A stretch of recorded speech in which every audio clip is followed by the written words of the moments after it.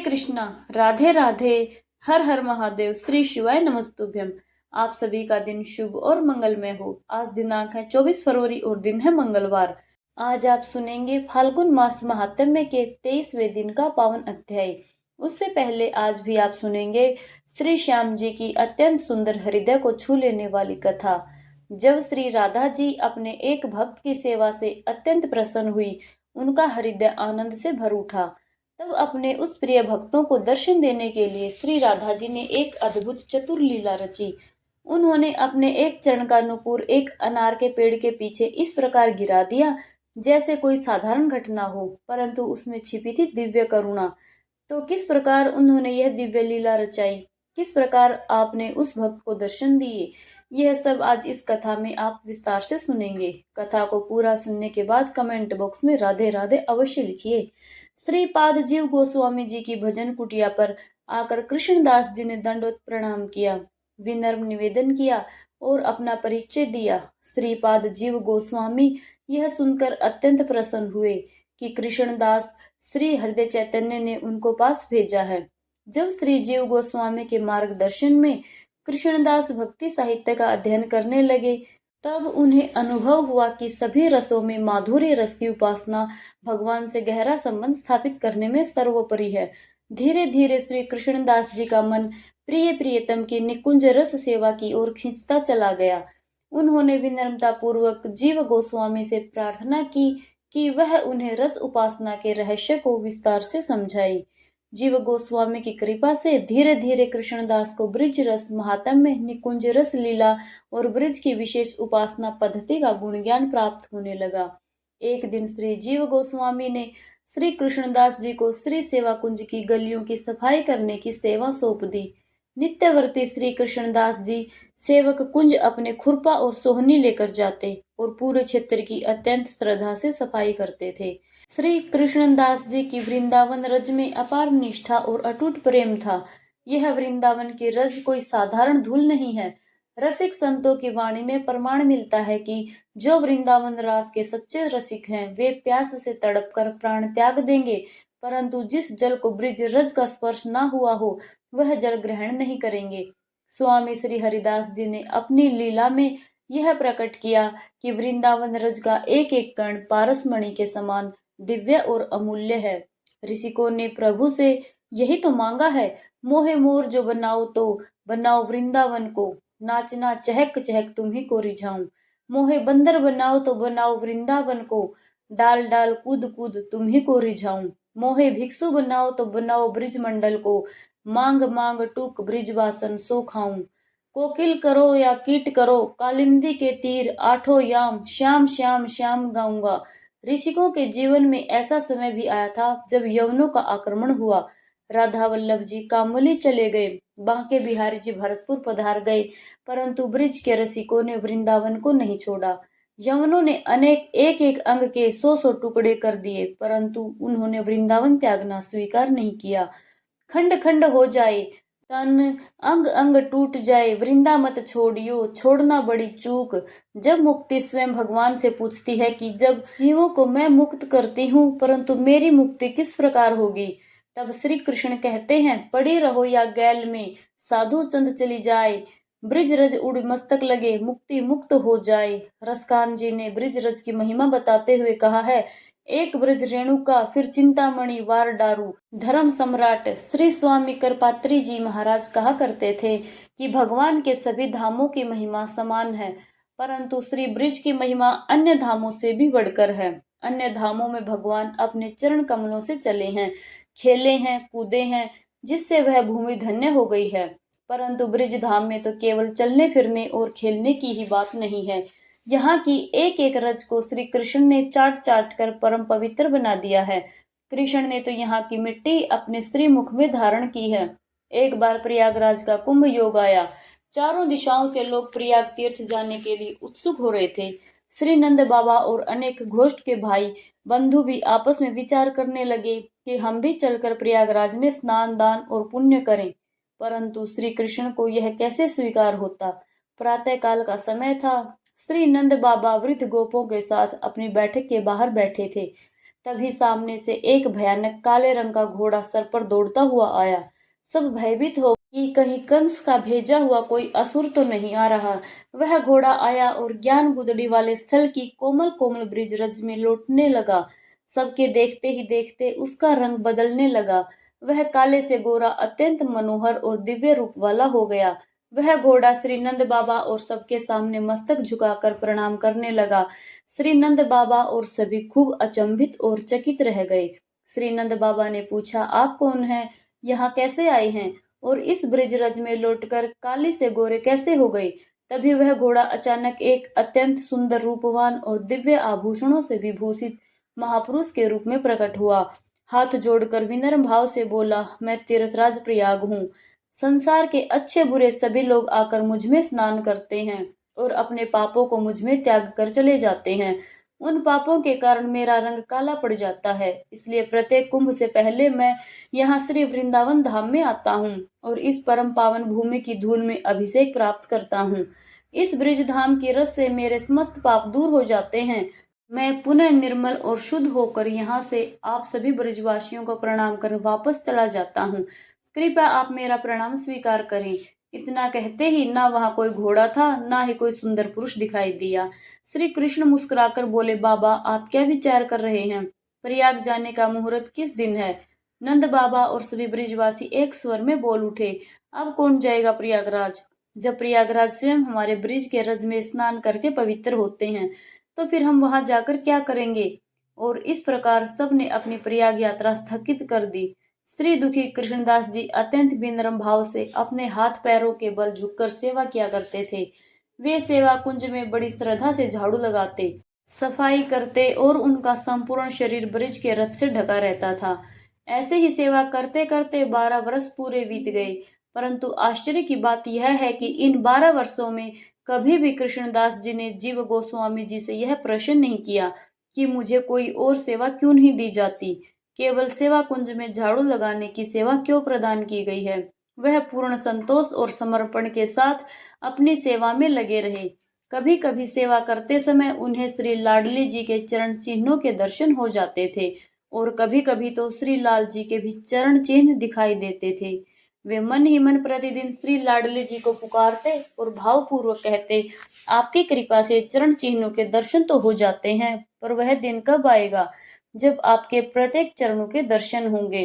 श्री लाडली जी अपने इस भावपूर्ण भक्तों को दर्शन देना तो चाहती थी, परंतु वे स्वयं जाकर दर्शन दे यह उनके अधिकार में नहीं था। यह अधिकार उनकी सखियों के हाथ में था। जब तक श्री ललिता जी, श्री विशाखा जी और श्री वंशी आदि सखियों की इच्छा ना हो, तब तक श्री लाडली जी प्रत्यक्ष दर्शन कैसे दे सकती थी। तब श्री राधा रानी के हृदय में अपने भक्त को देखकर एक सुंदर उपाय सूझा। उन्होंने नित्य रास के समय जानबूझकर अपने चरण का एक इंद्रनील मणियों से जड़ा हुआ दिव्य नूपुर सेवा कुंज की गलियों में एक अनार के पेड़ के पास गिरा दिया। प्रातःकाल जब श्री दुखी कृष्णदास जी अपनी सेवा कर रहे थे, तब उन्हें वह दिव्य नूपुर दिखाई दिया। उस नूपुर से अद्भुत प्रकाश झलक रहा था। उन्होंने उसे उठाकर अपने मस्तक से लगाया। जैसे ही नूपुर उनके मस्तक से स्पर्श हुआ, उनके शरीर में सात्विक भावों का उदय हो गया। भीतर आनंद की लहर दौड़ गई। वे समझ गए कि यह कोई साधारण नुरूप नहीं, बल्कि अत्यंत दिव्य आभूषण है। वे इसे बार बार कभी सिर से लगाते, कभी हृदय से लगाते और स्नेह भरी दृष्टि से निहारते हुए चूमने लगे। फिर उन्होंने उस नूपुर को अपने उत्तरीय वस्त्र में बांधकर सुरक्षित रख लिया और पुनः सेवा में लग गए। नित्य रास लीला के समय जब श्री ललिता आदि सखियों ने देखा, तो पाया कि श्री लाडली जू के बाएं चरण में नूपुर नहीं है। संत जन इस नूपुर का नाम मंजू घोष बताते हैं। तब ललिता जी ने राधा जी से पूछा, आपके बाएं चरण का नूपुर कहाँ है? राधा रानी बोली, ललिते, लगता है मेरा नूपुर कहीं गिर गया है। सेवा कुंज में जाकर देखो, शायद वही रह गया हो। ललिता जी तुरंत समझ गई कि राधा रानी कोई दिव्य लीला करना चाहती हैं, इसलिए जानबूझकर नूपुर सेवा कुंज में छोड़ दिया है। तब श्री ललिता सखी एक वृद्ध ब्राह्मणी का वेश धारण कर सेवा कुंज पहुंची। वहां उन्होंने कृष्णदास जी से पूछा, बाबा क्या आपने यहाँ कोई नूपुर देखा है? मेरी बहू भूल गई। उसको अभी स्मरण हो आया कि एक नूपुर तो है ही नहीं। यदि आपको मिला हो तो कृपया हमें दे दीजिए। उस वृद्ध ब्राह्मणी ने अपना नाम राधा, गोत्र कन्याकुब्ज और निवास स्थान मथुरा का यावत ग्राम बताया। श्री कृष्णदास जी तो सच्चे संत थे, वह असत्य कैसे बोल सकते थे। उन्होंने विनम्रता से कहा, हाँ, मुझे एक दिव्य नुपुर मिला है, परंतु वह आपका नहीं हो सकता। उसे देखते ही मेरे मन में अद्भुत आनंद भर गया, उसे स्पर्श करते ही मैं प्रेम के समुद्र में डूबने लगा। यह कोई साधारण नुपुर नहीं है, जिसका यह है मैं उसी को दूंगा। आप अपनी बहू को यहाँ लेकर आइए, उसके चरणों में यदि ऐसा ही दूसरा नुपुर होगा, तभी मैं इसे सौंप दूंगा। श्री ललिता जी ने बहुत समझाने का प्रयास किया, परंतु श्री दुखी कृष्णदास जी अपने निर्णय से नहीं डिगे। श्री लाडली लाल जी के चरणों का भजन करते करते जो भाव प्राप्त होता है, जिसे रसिक जन सखी भाव कहते हैं, वह भाव अत्यंत सूक्ष्म और चतुरता की सीमा है। ब्रिज रस के ज्ञाता तो यहाँ तक कहते हैं, हम गुरु श्यामा श्याम के हैं, हम शिष्य श्यामा श्याम के हैं। अब नुपुर के बिना नित्य रासलीला कैसे संभव हो। श्री प्रिया प्रीतम के जो आभूषण हैं, वह भी नित्य आभूषण हैं, नित्य सहचर हैं, उनके बिना वे नित्य रास कर ही नहीं सकते। श्री प्रिया प्रीतम जो भी अपने श्री अंग पर धारण करते हैं, वह सब प्रेम स्वरूप है, रस स्वरूप है। वहां किसी अन्य भाव का, किसी अन्य पदार्थ का तो प्रवेश हो ही नहीं सकता। श्री राधा जी गुप्त रूप से उन्हीं कुंजों में अपनी सखियों विशाखा, वृंदा, इंद्रलेखा आदि के साथ खड़ी थी। जब कृष्णदास जी नहीं माने, तब श्री ललिता सखी ने कृष्णदास जी से बड़े प्रेम से कहा, बाबा, आप इस नुपुर के बदले कोई भी वरदान मांग लीजिए, पर यह नुपुर लौटा दीजिए। आपने ठीक ही कहा था, यह कोई साधारण नुपुर नहीं है, यह नुपुर तो श्री राधा जी का है, और मैं श्री स्वामिनी जी की सखी ललिता हूँ। श्री कृष्णदास जी ने ललिता सखी से उनके वास्तविक स्वरूप के दर्शन कराने की प्रार्थना की। तब ललिता जी ने कृपा करके उन्हें अपने दिव्य रूप में दर्शन दे दिए। दर्शन पाकर श्री कृष्णदास जी भाव विभोर हो गए और ललिता जी के चरणों में प्रार्थना की, मुझे गौलोक में श्री प्रिया जी की निकुंज लीला में नित्य सेवा प्राप्त हो। तब श्री ललिता जी ने मधुर स्वर में कहा, बाबा, यह तो केवल इस भौतिक शरीर के छूटने पर ही संभव हो पाएगा। यह सुनकर कृष्णदास जी ने ललिता के चरण पकड़कर विनती करते हुए कहा, ठीक है, परंतु आप कृपा करके हमें स्वामिनी जी के चरणों का दर्शन ही करवा दीजिए। श्री ललिता जी जाकर स्वामिनी जी से निवेदन करती हैं, स्वामिनी जी, अब तो आपको इस सखी को दर्शन देना ही पड़ेगा। यह सुनकर राधा जी अत्यंत प्रसन्न हुई, क्योंकि वे भी तो यही चाहती थी। तब वह ललिता जी से बोली, दुखी कृष्णदास की सेवा से हम अत्यंत प्रसन्न हैं। ललिता जी, आप कृष्णदास को ललिता कुंड में स्नान कराओ और उन्हें सिद्ध राधा मंत्र प्रदान करो। जब यह कुंड में स्नान कर लेंगे और दिव्य मंजरी स्वरूप धारण कर लेंगे, तब यह मेरे दर्शन के पात्र बन जाएंगे। श्री ललिता जी ने कृष्णदास जी के कान में सड़े ऐश्वर्य पूर्ण पंचाक्षरी यानी 15 अक्षरों वाला श्री राधा मंत्र प्रदान किया। उस मंत्र का जाप करते हुए कृष्णदास जी राधा कुंड में स्नान करने गए। श्री कृष्णदास जी के कुंड में स्नान करते ही अद्भुत चमत्कार हुआ। वे दिव्य मंजरी सखी के वेश में बाहर आए। उस दिव्य मंजरी का शरीर स्वर्ण की तरह दमक रहा था। श्री ललिता जी अपने साथ उस मंजरी को लेकर गुप्त वृंदावन में राधा रानी के निकुंज मंदिर में प्रवेश कर गई। श्री राधा रानी के दर्शन पाकर उनका हृदय अत्यंत प्रेम और आनंद से भर गया। श्री राधा रानी ने अपने चरणों का दर्शन करवाते हुए स्नेह से कहा, देख सखी, ऐसा ही दूसरा नुपुर मिला है ना तुम्हें? दो अब हमारा नुपुर। मंजरी सखी ने विनम्र भाव से कहा, हे स्वामिनी, जो आपने इतनी कृपा बना दी, तो अब कसर क्यों छोड़ती हैं? आपकी कृपा से रसिक भाव की प्राप्ति होती है। उस भाव की संतुष्टि केवल चरण दर्शन से नहीं होती। अब आप कृपा करके अपने श्री चरणों की सेवा प्रदान करें। यह सुनकर श्री राधा रानी भाव समझ गई और प्रेम से अपने चरण आगे बढ़ा लिए। मंजरी सखी ने अपने नयनों के जल से प्रिया जी के चरणों का अभिषेक कर दिया। फिर अपने हाथों से उनके चरणों में नुपुर पहनाने की प्रार्थना की। नुपुर धारण कराने से पहले ललिता जी ने प्रिया जी की आज्ञा से उस नुपुर को मंजरी सखी के ललाट से स्पर्श कराया। जैसे नुपुर का स्पर्श हुआ, पूर्व का जो तिलक था, वह तिलक नुपुर के आकार में बदल गया। तब राधा रानी ने स्वयं अपने कर कमलों द्वारा कुमकुम, चंदन और कपूर को मधु के साथ चंद्रकांत नामक पत्थर पर घिसकर उस तिलक के मध्य में एक उज्जवल बिंदु लगा दिया। इस तिलक को ललिता सखी ने श्याम मोहन तिलक नाम दिया। उन्होंने प्रेम से कहा, तुमने श्री प्रिया जी को अपनी सेवा से अत्यंत प्रसन्न किया है और उन्हें बहुत आनंद प्रदान किया है, इसलिए तुम्हें अब संसार में श्यामनंद नाम से जाना जाएगा। स्वर्ण जैसी कांति के कारण विशाखा सखी ने उन्हें कनक मंजरी नाम प्रदान किया। श्री प्रिया जी ने स्नेह पूर्वक कहा, हे कृष्ण प्रिया, क्योंकि तुम मधुसूदन को सुख प्रदान करने वाली हो और मेरे नयनों को भी सुख देने वाली हो, इसलिए तुम अब मुझे ललिता और विशाखा जैसी प्रिय हो गई हो। पूर्व में तुम कृष्ण प्रिया नाम की मेरी सहचर थी। इसके बाद ललिता और विशाखा ने कहा, श्री राधा रानी की विशेष कृपा से इस कनक मंजरी को यह दिव्य नूपुर प्राप्त हुआ है, इसलिए यह सखी अत्यंत सौभाग्यशाली है। श्री वृंदावन की रज का प्रताप ऐसा ही अद्भुत है। श्री प्रिया जी के चरणों में श्यामा सखी ने अपने हाथों से नूपुर धारण कराया। जब राधा रानी ने श्यामानंद जी को पुनः मृत्युलोक में जाने का आदेश दिया, तब वह स्वामिनी जी से विरह की कल्पना करते ही रोने लगे। वे बार बार श्री प्रिया जी से विनती करने लगे कि उन्हें अपने चरणों की सेवा से अलग ना करें। यह देखकर राधा रानी का हृदय दया से भर गया। तभी उनके हृदय कमल से अपना प्राणधन श्री श्याम सुंदर का एक दिव्य विग्रह प्रकट हुआ। श्री प्रिया जी ने ललिता सखी के माध्यम से वह शिव विग्रह श्यामानंद जी को प्रदान किया। संतों का मत है कि यह घटना 13 जनवरी सन 1578 की बसंत पंचमी वाले दिन की है। श्री प्रिया जी ने श्यामानंद जी से कहा, जब तक तुम जीवित रहोगे तब तक प्रेम पूर्वक श्याम सुंदर के इस शिव विग्रह की सेवा करते रहना। ऐसा करने से तुम्हें मेरे विरह का ताप नहीं सताएगा। मृत्युलोक में अपना कार्य पूर्ण हो जाने पर तुम नित्य गौलोक धाम में मेरे चरणों की सेवा प्राप्त करोगे। श्री प्रिया जी ने स्वयं कहा है कि इस दुर्लभ श्री विग्रह की कृपा से कलिमल से ग्रसित जीवों का सहज ही उद्धार हो जाएगा और यह सब तुम्हारी सेवा का ही प्रताप है। तुम ना होते तो यह अद्भुत श्याम सुंदर का श्री विग्रह कलयुगी जीवों के लिए कैसे सुलभ हो पाता।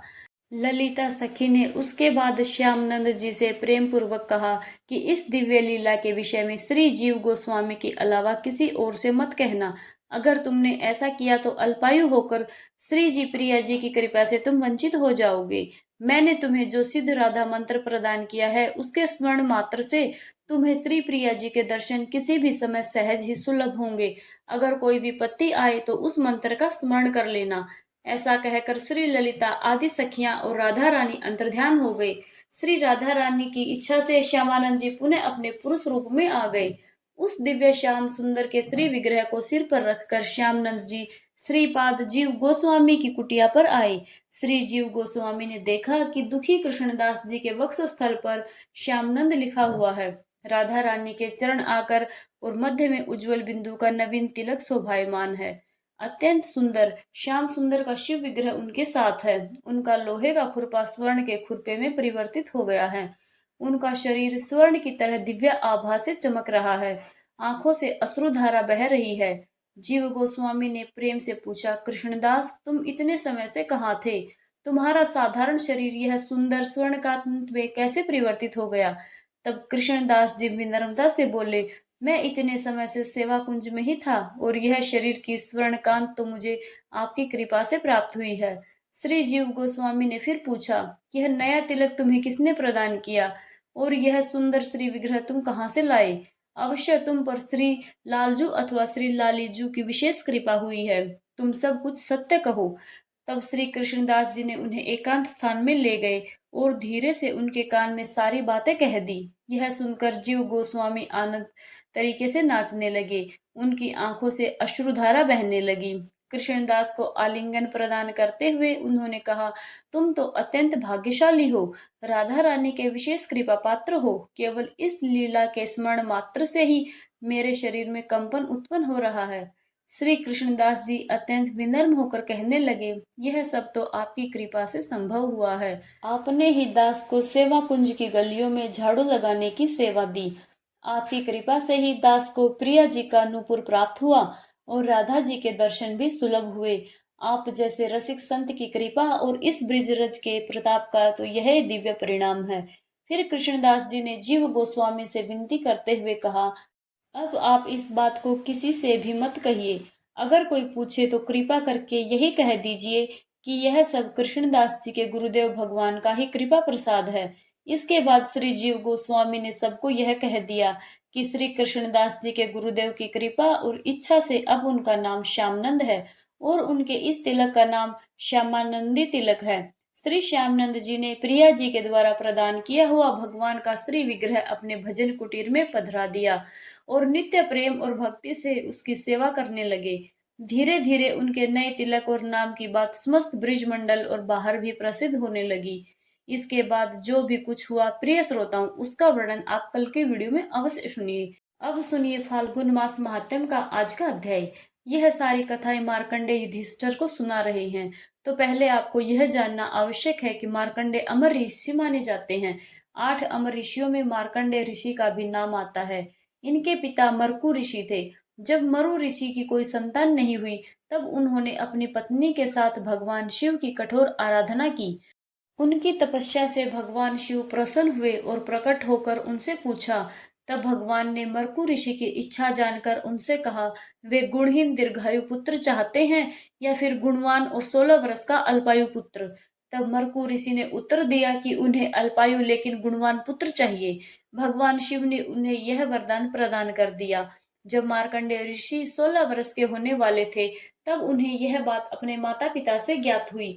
अपनी मृत्यु के विषय में जानकर भी वे तनिक भी भयभीत नहीं हुए, बिल्कुल भी विचलित नहीं हुए। वह पूर्ण श्रद्धा से शिव भक्ति में लीन हो गए, क्योंकि वे जानते थे कि भगवान शिव की कृपा से सब कुछ प्राप्त किया जा सकता है।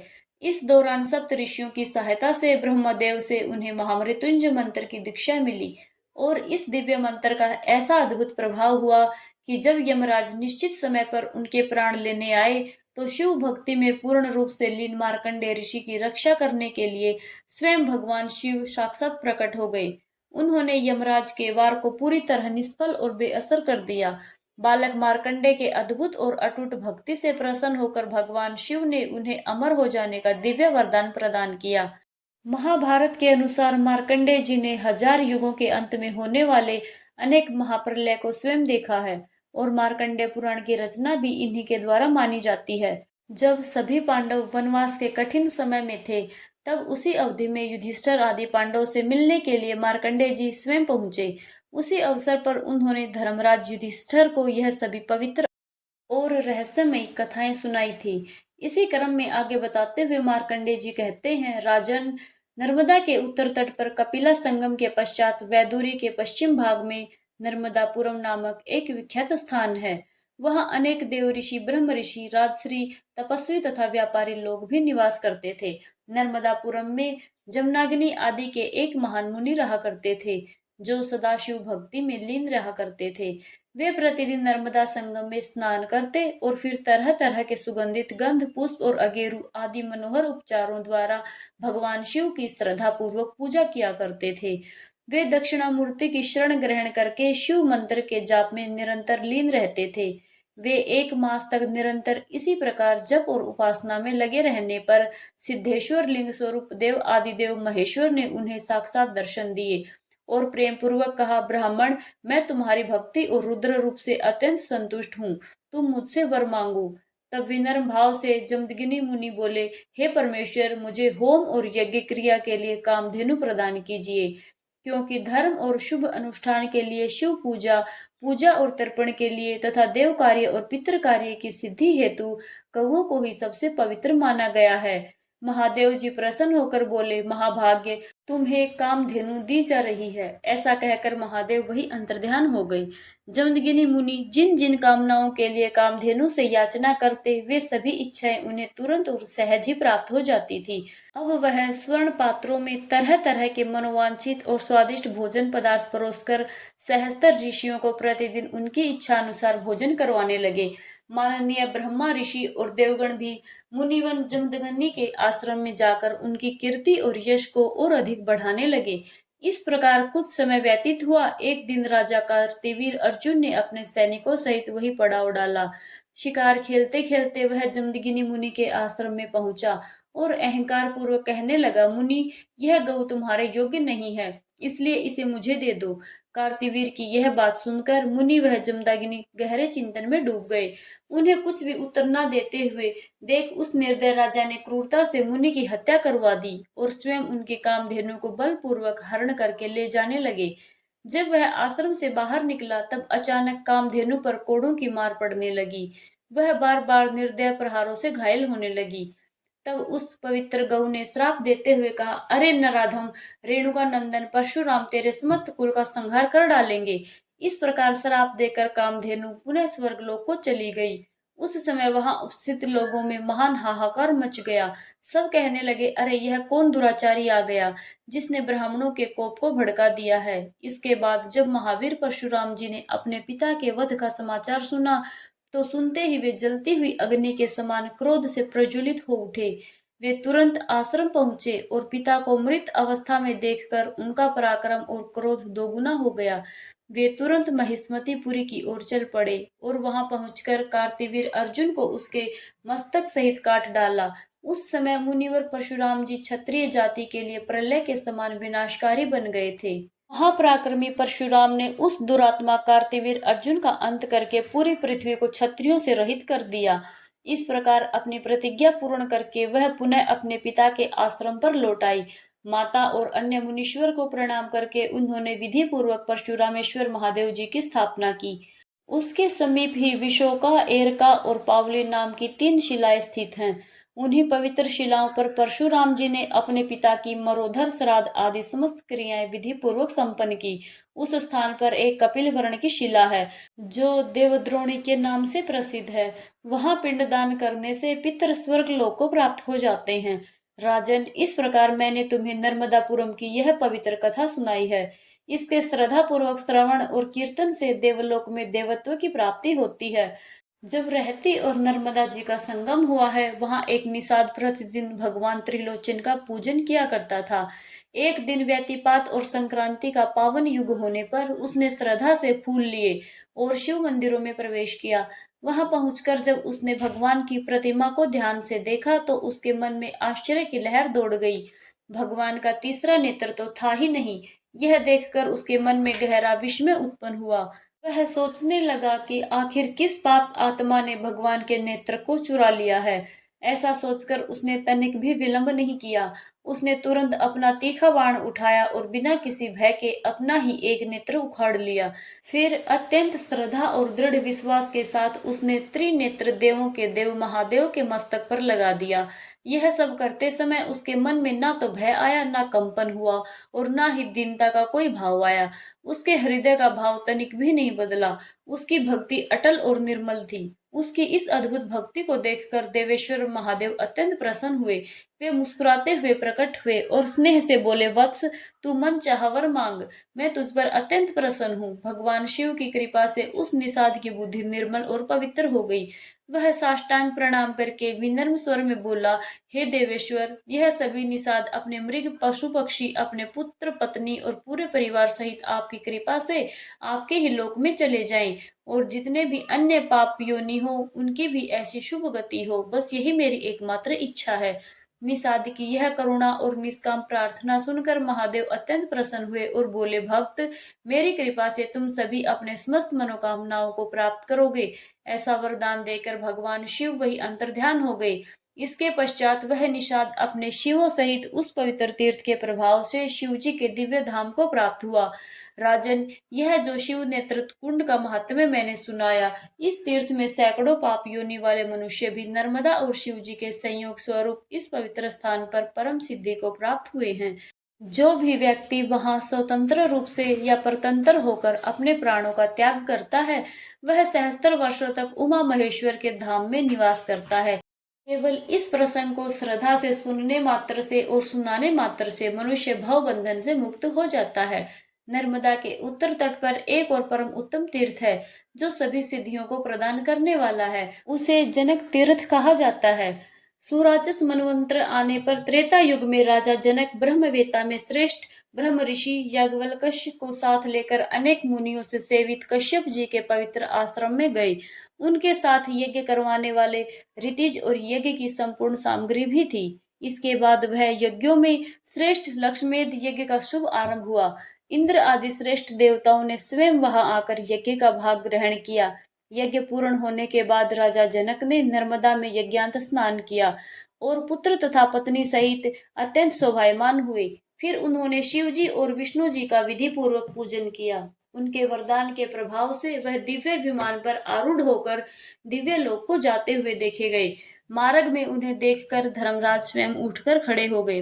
वह अर्घ और पाग आदि लेकर पैदल ही उनके विमान के आगे आ पहुंचे। निकट आकर उन्होंने हाथ जोड़कर कहा, महाराज, आपने तपस्या, ध्यान, योग, दान और देव पूजन आदि के द्वारा शिवजी और नर्मदा जी की कृपा से संपूर्ण दिव्य लोकों पर विजय प्राप्त की है। यह सुनकर राजा जनक ने यशस्वी धर्मराज से अत्यंत विनम्र भाव से कहा, प्रभु, जिस प्रकार सर्वत्र अपनी प्रभा फैलाने वाले भगवान सूर्य समस्त जीवों के आराध्य देव हैं, उसी प्रकार आपकी भी महिमा है। ब्रह्मा, विष्णु और शिव जी ये सभी जीवों के समस्त कर्मों के साक्षी हैं। इस प्रकार राजा जनक और धर्मराज के मध्य धर्म और अधर्म के विषय में गंभीर संवाद चल रहा था। उसी समय देवराज इंद्र, देव ऋषि नारद, पर्वत तथा अन्य श्रेष्ठ मुनि राजा जनक के आगमन का समाचार सुनकर धर्मराज के नगर में आ पहुंचे। धर्मराज ने उन सभी का यथोचित और अलग अलग सम्मान पूर्वक पूजन किया। सभी मुनि और देवता यथा योग्य आसनों पर विराजमान हो गए। विराजमान होने के बाद देव ऋषि नारद ने कहा, नारायण नारायण, हे धर्मराज जी, कृपा करके बताइए कि पृथ्वी पर कौन कौन से देश, पर्वत, पवित्र नदियां, आश्रम और तीर्थ ऐसे हैं जहां मनुष्य द्वारा किए गए दान, होम, जप और तप आदि कभी क्षीण नहीं होते। यह सब यथार्थ रूप से बतलाइए प्रभु। तब धर्मराज बोले, मुनि, नर्मदा जी के उत्तर तट पर लक्ष्मेध नामक एक महान तीर्थ है। वहीं पर लक्ष्मीश्वर नाम का एक अत्यंत पवित्र शिवलिंग भी स्थित है। भगवान शिव से बढ़कर कोई देवता नहीं है। नर्मदा जी से बढ़कर कोई नदी नहीं है। सत्य से बढ़कर कोई धर्म नहीं है। और सभी प्राणियों पर दया करना ही सर्वोच्च धर्म है। ना संक्रांत परो देवो, ना रेवा या परा नदी, ना सत्यार्थ परो धर्म करुणा मोक्षदायिनी। जो मनुष्य नर्मदा के तट पर निवास करता है, उस पर यमराज का शासन नहीं चलता। वह कभी यमलोक का दर्शन नहीं करता। इस प्रकार श्री ब्रह्मा, विष्णु और शिव जी ही उसके स्वामी होते हैं।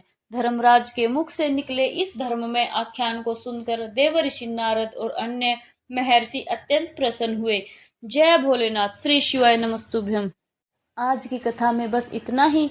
प्रिय श्रोताओं, अगर आपको यह कथा पसंद आई है तो वीडियो को लाइक, शेयर और सब्सक्राइब करना ना भूलें।